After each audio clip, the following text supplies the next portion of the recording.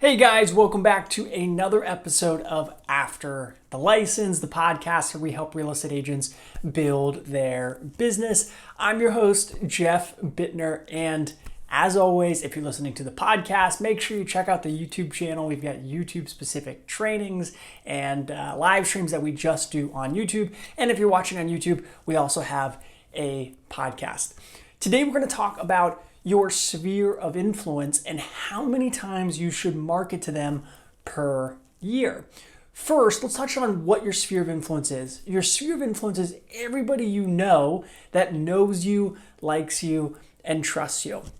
And it's important to market to these people because this is, on a lot of cases, the lowest hanging fruit in terms of people who can refer you business. They already know you, they already like you, and they already trust you. So it's really important to stay in touch with these people and stay in front of them so that they remember to refer you business when they have friends or family who are looking to buy or sell, or if they're looking to buy or sell themselves. So how many times should you market to these people?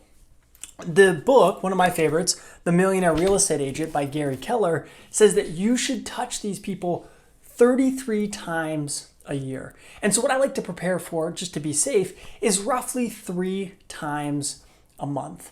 And again, what the book talks about is for every 12 people that you touch 33 times a year, you should get about 2 closings. So for every 12 people in your 33 touch plan, you should get approximately 2 closings, which comes out to like a 15-16% conversion rate.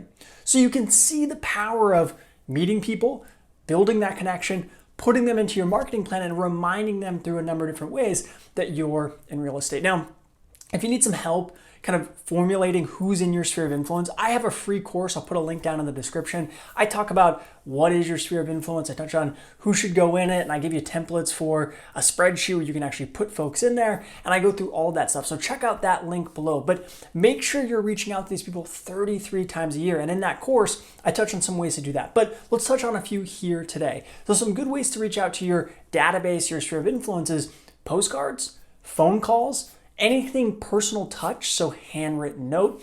Emails and newsletters work too, but I tend to not want to rely on those too much because sometimes they can end up in a spam folder. Sometimes people don't read their email.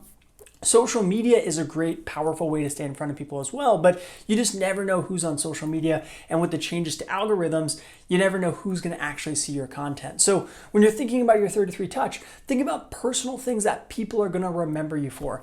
Facebook messages, again, phone calls, text messages, handwritten notes, gifts, pop buys, all of that fun stuff. If you can systematize those and reach out to those people 33 times a year, you're gonna have a sustainable business for the long term. Okay guys, I hope this was helpful. Again, check the link in the description for that free course on building your database, your sphere of influence. I hope this was helpful. If so, and you're watching on YouTube, give it a thumbs up, and we'll catch you next time.